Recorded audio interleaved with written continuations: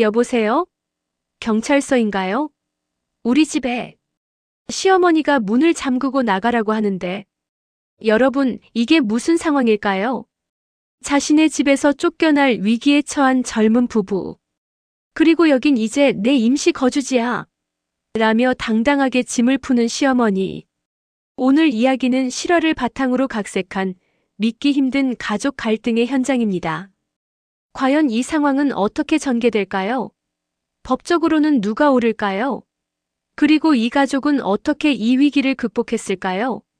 시청자 여러분, 영상 시작 전에 구독 버튼과 좋아요 눌러주시면 좋은 콘텐츠 제작에 큰 힘이 됩니다. 알림 설정까지 해주시면 새로운 이야기를 가장 먼저 만나보실 수 있습니다. 그럼 지금부터 시작하겠습니다. 수진과 민호 부부는 결혼 3년차 신혼부부였습니다. 둘은 각자의 직장을 다니며 맞벌이로 열심히 살아가고 있었죠. 서울 외곽의 작은 아파트였지만 두 사람이 함께 모은 돈으로 마련한 보금자리였기에 무척 소중했습니다. 어느 금요일 저녁 퇴근 후 집에 돌아온 수지는 현관문 앞에서 큰 캐리어 2개를 발견했습니다. 이상한 예감에 문을 열자 거실에는 시어머니가 앉아 계셨습니다. 어머니, 오신다고 말씀 안 하셨는데요? 아이고 며느리야. 갑자기 집이 좀 답답해서 나왔어. 며칠 쉬었다 갈게. 수지는 당황했지만 거절할 수 없었습니다. 시어머니는 이미 짐을 다 풀어놓고 계셨으니까요. 민호가 퇴근하자 어머니는 아들을 반갑게 맞이했습니다. 민호야, 엄마가 며칠 있다 갈게. 내 방은 그대로 있지? 어머니, 그 방은 지금 서재로 쓰고 있어요. 민호가 조심스럽게 말했습니다. 시어머니의 얼굴이 굳어졌습니다. 서재. 아들 집에 와서 쉴 방도 없단 말이야? 결국 부부는 거실 소파를 정리해 임시 침대를 만들어 드렸습니다. 그날 밤 수진과 민호는 안방에서 조용히 대화를 나눴습니다. 여보, 며칠이라고 하셨으니까 조금만 참자. 응. 그래야지 뭐. 하지만 두 사람은 몰랐습니다. 며칠이 결코 짧은 시간이 아닐 거라는 것을. 며칠이 지났지만 시어머니는 떠날 기미를 보이지 않았습니다. 오히려 점점 더 집안의 주인처럼 행동하기 시작했죠. 수진아, 냉장고에 이게 뭐야? 유통기한 지난 거 왜 그냥 뒀어? 아침은 이렇게 간단하게 먹어? 민호가 직장에서 힘들 텐데. 빨래는 왜 이렇게 늦게 해? 아침에 해야 햇볕에 잘 마르지. 처음에는 참고 들었던 수진도 점점 스트레스가 쌓여갔습니다. 자신의 집에서 눈치를 보게 되는 상황이 견디기 힘들었죠.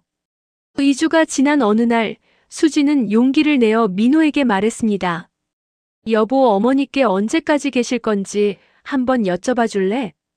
민호는 난처한 표정을 지었습니다. 엄마한테 나가라고 어떻게 말해? 조금만 더 참아줘. 조금이 얼마야? 벌써 2주가 지났어. 그날 저녁 민호는 조심스럽게 어머니께 여쭤봤습니다. 어머니, 집은 괜찮으세요? 아버지는 혼자 잘 계시고. 시어머니는 한숨을 쉬며 대답했습니다. 너희 아버지, 요즘 매일 술만 먹고 들어와. 집에 있으면 싸우기만 해서 나온 거야. 여기서 좀 쉬면서 생각 좀 해야겠어. 민호는 더 이상 말을 꺼낼 수 없었습니다. 부모님의 불화를 알게 된 이상 어머니를 내보낼 수 없었던 것이죠. 한 달이 지났습니다. 시어머니의 존재는 이제 집안의 일상이 되어버렸습니다. 문제는 그 일상이 점점 더 수진에게 고통스러워진다는 것이었죠. 시어머니는 수진의 요리에 간섭하고 청소 방법을 지적하고 심지어 부부의 생활 패턴까지 바꾸려고 했습니다. 너희 둘이 밤늦게까지 뭐 하는 거야? 일찍 자야 건강하지. 민호야, 수진이가 너 제대로 챙기지 않는 것 같아. 넌 살이 빠졌어. 이 집은 왜 이렇게 어두워? 커튼 좀 걷어. 수진은 자신의 집에서 손님처럼 살아가는 기분이었습니다. 퇴근하면 집에 가기가 두려워졌고 주말에는 핑계를 대고 밖에 나가 있는 시간이 많아졌습니다. 민호에게도 스트레스는 마찬가지였습니다. 어머니와 아내 사이에서 눈치를 보며 살아가는 것이 너무 힘들었죠. 직장에서도 업무에 집중할 수 없었습니다. 어느 날 밤 부부는 또다시 작은 목소리로 대화를 나눴습니다. 여보, 이러다가 우리 관계까지 나빠질 것 같아. 나도 알아. 근데 엄마한테 어떻게 말해야 할지 모르겠어. 당신 어머니잖아. 당신이 말씀드려야지. 알았어. 내일 한번 말씀드려 볼게. 하지만 다음 날 민호는 차마 말을 꺼내지 못했습니다. 어머니의 우울한 표정을 보니 차마 말이 나오지 않았던 것입니다. 2달째 되던 어느 날 상황은 더욱 악화되었습니다. 수진이 퇴근하자 시어머니가 서재문을 열어놓고 짐을 옮기고 있었습니다. 어머니, 무슨 일이세요? 아, 수진아. 거실 소파가 너무 불편해서 허리가 안 좋아졌어. 이제 이 방을 쓸게. 그건 안 돼요. 그 방은 민호가 업무 볼 때 쓰는 공간이에요. 민호는 회사에서 일하잖아. 집에서까지 일할 필요 있어? 그리고 난 며느리 집에서 편하게 쉴 권리가 있어.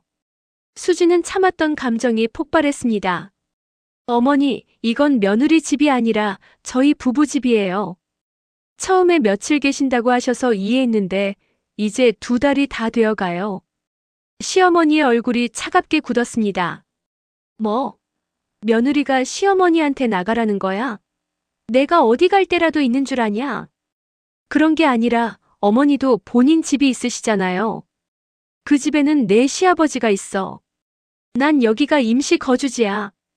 여기서 좀 쉬면서 앞으로를 생각해야겠어. 임시 거주지요? 어머니, 여기는 어머니 집이 아니에요. 그날 저녁 민호가 돌아왔을 때는 이미 시어머니가 서재를 완전히 점령한 상태였습니다. 짐을 모두 옮겨놓고 문까지 잠가버렸죠. 민호가 어머니 방문을 두드렸습니다. 엄마, 문 좀 열어주세요. 민호야, 엄마는 좀 쉬어야겠어. 너희 부부가 나를 이해해주지 않는구나. 며느리가 나한테 나가라고 했어. 민호는 난처한 상황에 빠졌습니다. 한편으로는 어머니가 이해되었지만 다른 한편으로는 아내의 입장도 충분히 이해할 수 있었습니다. 상황은 점점 더 극단으로 치달았습니다. 시어머니는 방문을 잠그고 나오지 않았고 식사도 방에서만 하겠다고 했습니다. 마치 세입자처럼 행동하기 시작한 것이죠. 3일이 지났지만 상황은 나아지지 않았습니다. 오히려 시어머니는 점점 더 당당해졌습니다. 민호야, 엄마 택배 좀 받아줘. 여기로 배송되게 했어. 엄마, 그건 좀. 왜? 엄마가 여기 사는데 택배도 못 받아? 수지는 더 이상 참을 수 없었습니다.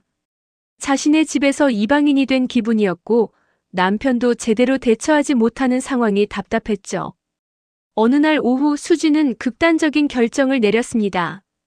경찰에 전화를 건 것입니다. 여보세요, 경찰서인가요? 우리 집에 무단 침입자가 있어요.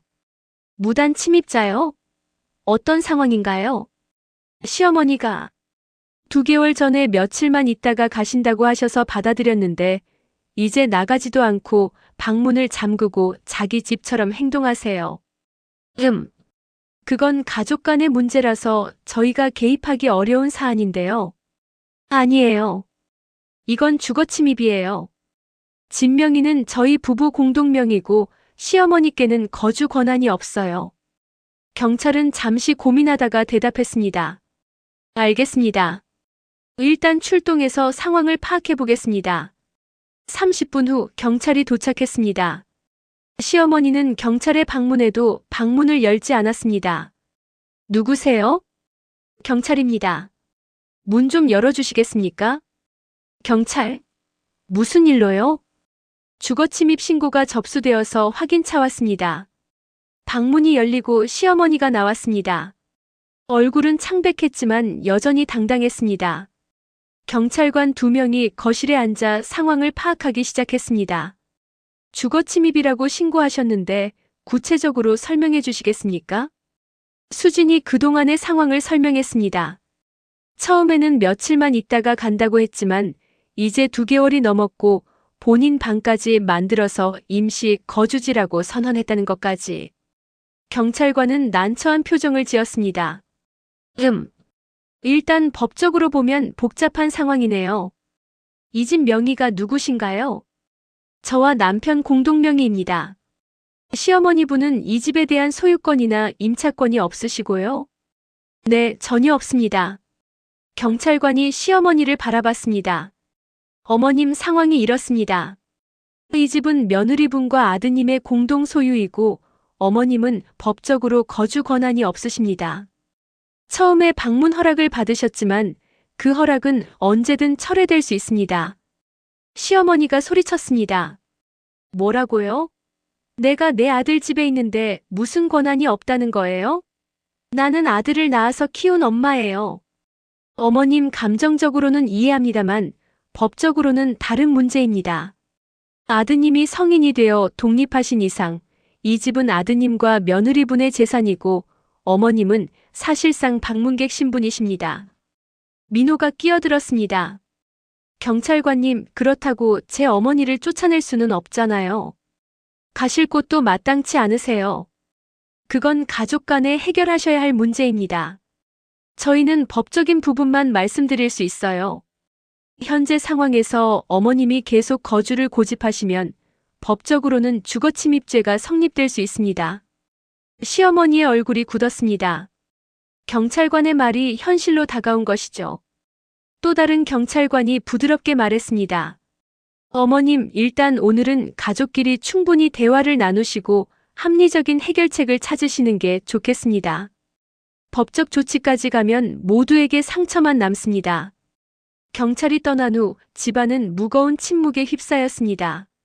시어머니는 방으로 들어가 문을 닫았고 민호와 수지는 거실에 앉아 말없이 시간을 보냈습니다. 1시간쯤 지났을까 방에서 흐느끼는 소리가 들렸습니다. 민호가 놀라 방문을 두드렸습니다. 엄마, 괜찮으세요? 대답이 없었습니다. 민호가 문을 열고 들어가자 시어머니는 침대에 앉아 눈물을 흘리고 있었습니다. 엄마, 왜 그러세요? 민호야, 엄마가 미안하다. 엄마가 정말 갈 곳이 없어서. 시어머니는 그제야 진실을 털어놓기 시작했습니다. 아버지와의 불화는 사실 오래전부터 있었고 최근에는 이혼 이야기까지 나왔다는 것. 그런데 집은 아버지 명의였고 시어머니는 평생 가정주부로 살아와서 경제적으로 독립할 방법이 없었다는 것. 나는 아무것도 가진 게 없어. 집도 돈도. 너희 아버지가 이혼하자고 하면 나는 정말 갈 곳이 없어. 그래서 여기라도 와야 했어. 민호는 어머니를 처음으로 한 사람으로 그냥 나약한 인간으로 보게 되었습니다. 항상 강하고 당당했던 어머니가 사실은 이렇게 불안하고 두려워하고 있었다는 것을. 엄마, 왜 진작 말씀 안 하셨어요? 우리가 도와드릴 수 있었잖아요. 엄마가 너희한테 짐이 되고 싶지 않았어. 그래서 그냥 며칠만 있으면 된다고 곧 괜찮아질 거라고 스스로를 속였나 봐. 수진도 방으로 들어왔습니다. 시어머니의 눈물을 보니 마음이 복잡했습니다. 화가 났던 것도 사실이지만 동시에 측은한 마음도 들었죠. 어머니, 수진아, 미안해. 내가 얼마나 힘들었을지 알아. 엄마가 너무 이기적이었어. 그날 밤 세 사람은 처음으로 진솔한 대화를 나눴습니다. 감정을 숨기지 않고 각자의 어려움과 고민을 나눴죠. 다음 날 아침 세 사람은 함께 식탁에 앉아 현실적인 해결책을 논의하기 시작했습니다. 민호가 먼저 입을 열었습니다. 엄마, 일단 아버지와 제대로 대화를 하셔야 할 것 같아요. 이혼을 원하시는 건지 아니면 관계를 회복하고 싶으신 건지. 나도 잘 모르겠어. 너희 아버지와는 30년을 살았는데 요즘엔 대화가 안 돼. 수진이 조심스럽게 제안했습니다. 어머니, 부부 상담을 받아보시는 건 어떨까요? 요즘은 중년 부부를 위한 상담 프로그램도 많다고 해요. 시어머니는 처음에는 고개를 저었지만 곰곰이 생각해보니 나쁘지 않은 제안이었습니다. 그게 도움이 될까? 적어도 시도는 해볼 수 있잖아요. 그리고 어머니, 경제적으로 독립하시는 것도 고려해보세요. 민호가 덧붙였습니다. 엄마 나이면 아직 일할 수 있어요. 요즘은 50대 여성들을 위한 재취업 프로그램도 많고 정부 지원도 있어요. 내가 뭘 할 수 있겠니? 평생 집안일만 했는데. 어머니는 요리도 잘하시고 사람들 챙기는 것도 좋아하시잖아요. 요양보호사나 아동돌봄 같은 일도 있고 베이커리 같은 곳에서도 일하실 수 있어요. 수진의 말에 시어머니의 눈에 작은 빛이 돌았습니다. 그리고 수진은 조심스럽게 본론을 꺼냈습니다. 어머니, 저희도 어머니를 도와드리고 싶어요. 하지만 이렇게 같이 사는 건 모두에게 힘들어요. 차라리 어머니를 위한 작은 원룸이라도 얻어드리는 게 어떨까요? 그건 너희한테 너무 부담이 되잖니. 민호가 고개를 저었습니다. 엄마, 부담이 되더라도 이게 맞는 것 같아요. 우리 모두 각자의 공간이 필요해요. 그게 서로를 존중하는 거예요. 시어머니는 오랫동안 침묵했다가 고개를 끄덕였습니다. 알겠어. 엄마가 너무 의존적이었나 봐. 이제는 엄마도 달라져야겠지. 그로부터 일주일 후 민호와 수지는 시어머니를 위해 근처에 작은 원룸을 계약했습니다. 보증금과 월세는 부부가 부담하기로 했죠. 의사하는 날 시어머니는 마지막으로 며느리에게 말했습니다. 수진아, 그동안 정말 미안했어. 너희 집을 내 집처럼 생각한 게 잘못이었어. 어머니, 이제는 다 지난 일이에요. 앞으로 잘 지내시기만 하면 돼요. 고마워.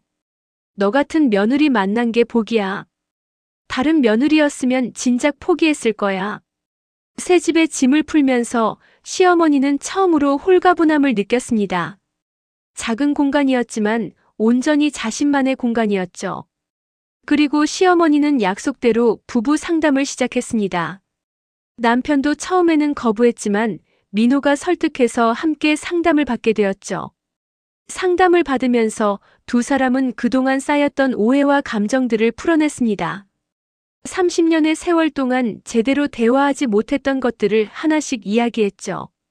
당신은 날 무시한다고 생각했어요. 집안일은 당연한 거고 내 의견은 중요하지 않다는 듯이 행동했잖아요. 나도 당신이 날 이해하지 못한다고 생각했소. 내가 밖에서 얼마나 힘들게 일하는지. 상담사는 두 사람이 각자의 입장에서 상대방을 이해하도록 도왔습니다.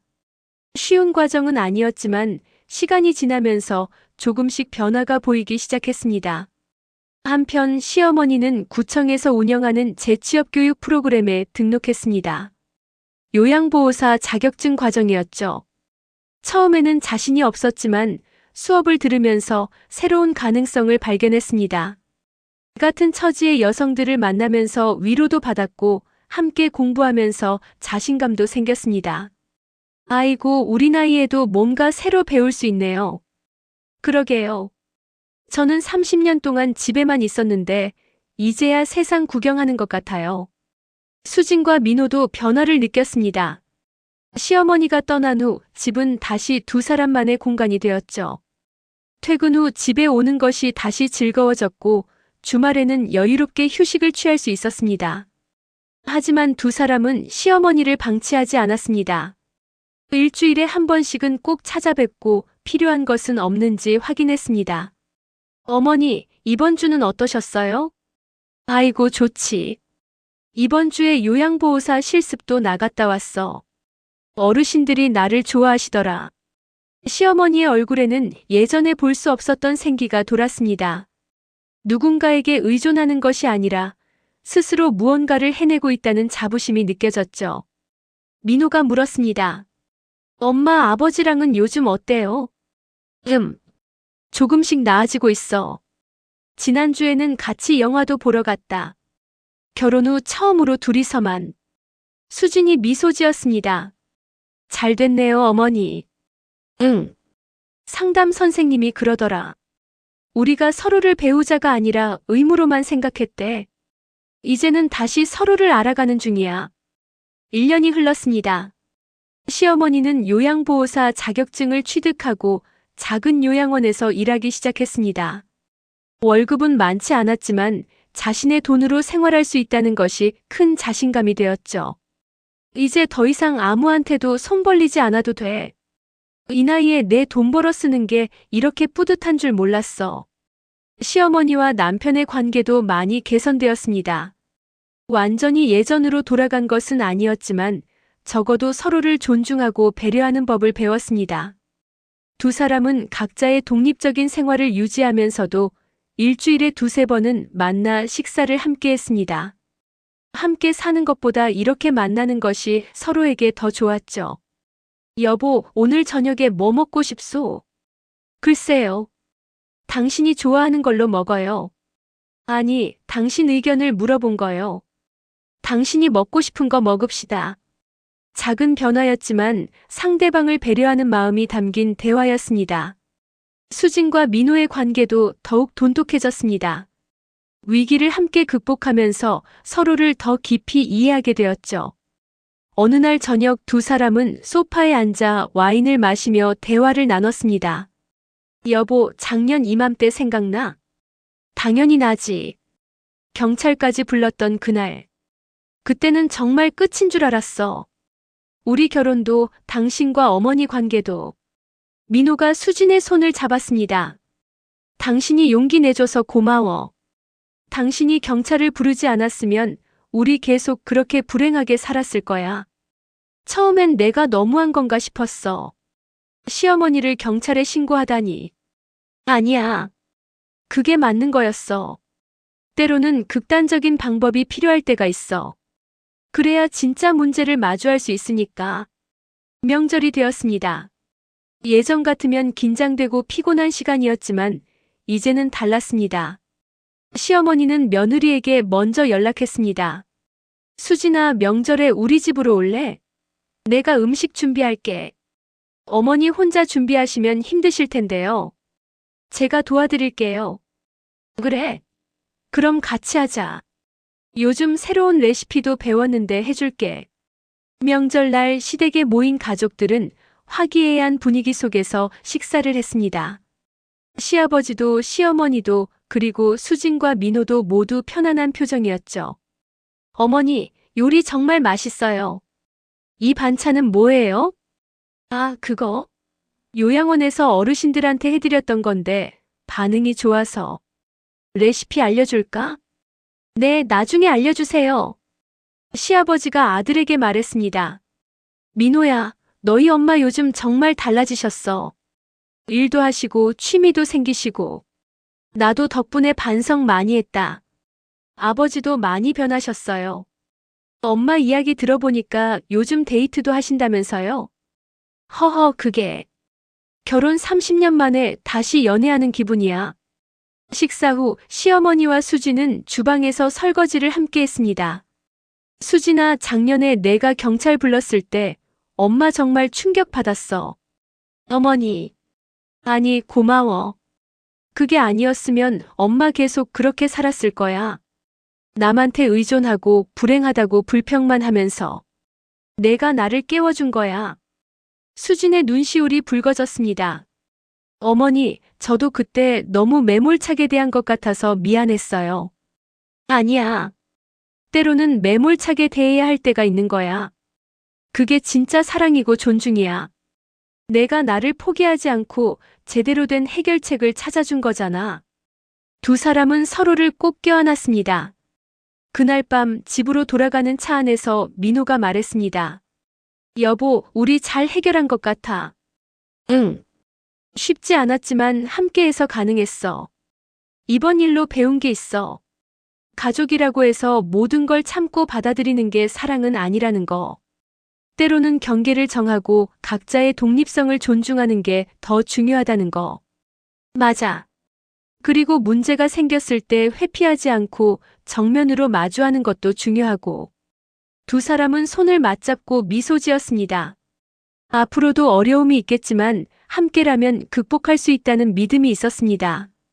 오늘 이야기는 여기서 마칩니다. 이 이야기는 우리에게 많은 것을 생각하게 합니다. 첫째, 가족이라는 이름으로 모든 것을 정당화할 수는 없다는 것입니다. 아무리 가까운 사이라도 서로의 경계를 존중해야 합니다. 사랑한다는 것은 상대방의 공간과 독립성을 인정하는 것에서 시작됩니다. 둘째, 문제를 회피하는 것은 해결이 아닙니다. 민호가 계속 어머니와 아내 사이에서 눈치만 보았다면 상황은 더 악화되었을 것입니다. 어려운 대화일수록 용기 내어 나누는 것이 중요합니다. 셋째, 위기는 변화의 기회가 될 수 있습니다. 시어머니는 경찰 신고라는 극단적 상황을 통해 자신의 문제를 직시하게 되었고, 그것이 새로운 삶의 시작이 되었습니다. 넷째, 진정한 도움은 무조건적인 수용이 아닙니다. 수진과 민호는 시어머니를 무조건 받아들이는 대신 독립할 수 있도록 도왔습니다. 그것이 진정으로 어머니를 위하는 길이었죠.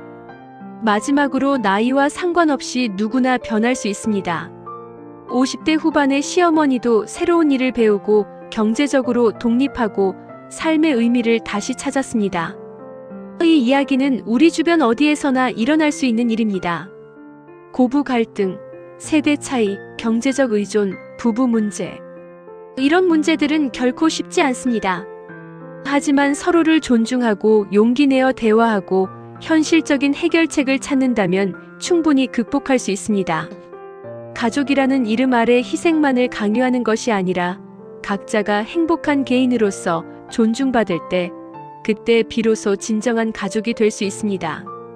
여러분의 생각은 어떠신가요? 이런 상황에서 여러분이라면 어떻게 하셨을까요? 댓글로 여러분의 의견과 경험을 나눠주세요. 이 영상이 도움이 되셨다면 구독과 좋아요 버튼을 눌러주시고 알림 설정까지 해주시면 더 좋은 콘텐츠로 찾아뵙겠습니다.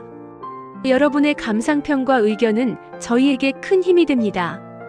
오늘도 긴 영상 끝까지 시청해주셔서 진심으로 감사드립니다. 여러분의 가정에 평화와 행복이 가득하시길 바랍니다. 다음 영상에서 또 만나요. 감사합니다.